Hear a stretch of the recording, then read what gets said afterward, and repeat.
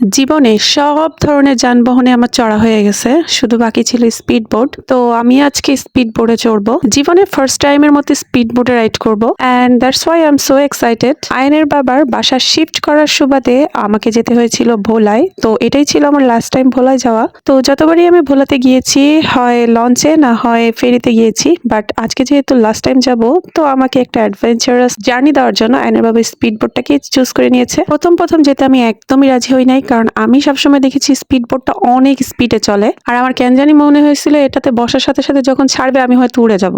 আর সব থেকে ভয়ের বিষয় হলো সেটা হচ্ছে স্পিড বোটটা চলবে বাংলাদেশের সব থেকে widest, longest and deepest river মেঘনা নদীর উপর থেকে। তাহলে বুঝতেই পারছেন কতটা খানি ভয় আমার মধ্যে কাজ করছে। আর তার উপরে কিছুদিন আগে শুনেছি এখানে একটা স্পিড বোট উল্টে গিয়েছিল। সো যতটা আমি এক্সাইটেড ছিলাম তার থেকে বেশি আমি নার্ভাস ছিলাম। যেহেতু কিছুদিন আগে একটা স্পিড বোট উল্টে গিয়েছিল, তাই এখন একদম মাস্ট রুল করছে যে স্পিড বোটে ওঠার সাথে সাথে লাইফ জ্যাকেট গুলো ক্যারি করতে হবে। তো লাইফ জ্যাকেট ক্যারি করে আমরা যে যার মতো সিটে বসলাম, আর বসার কিছুক্ষণ পর স্পিড বোটটা ছেড়ে দিল।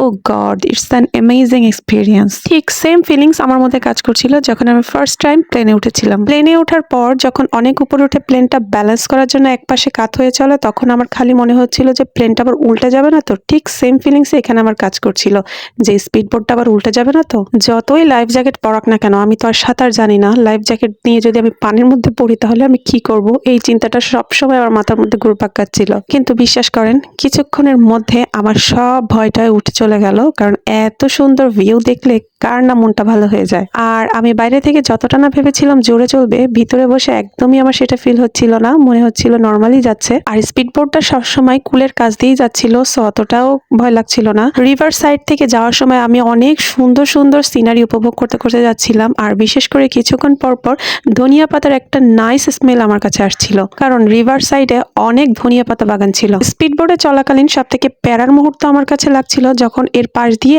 আর একটা কোনো কিছু যাচ্ছিল, তখন ওই ঢেউটার জন্য স্পিড বোটটা এত জোরে জোরে পানিতে বাড়ি খাচ্ছিল যে আপনার মাজা ব্যথা হতে বাধ্য। আর কোনো মাজা ব্যথার রোগী ভুলেও স্পিড বোটে উঠেন না, তাহলে আপনার মাজার মজাই থাকবে না। সব মিলিয়ে আমার স্পিড বোট জার্নিটা ছিল অনেক অ্যামেজিং, অনেক এক্সাইটিং, কিন্তু আমি আয়ানকে খুব মিস করছিলাম। এখন মনে মনে ভাবি যে হাজবেন্ড যদি জোর করে ওই দিন স্পিড বোট জার্নিটা না করতো, তাহলে বড়সড় কিছু একটা মিস করে ফেলতাম। সো সবাই ভালো থেকো, টাটা, বাই বাই, আল্লাহ হাফেজ।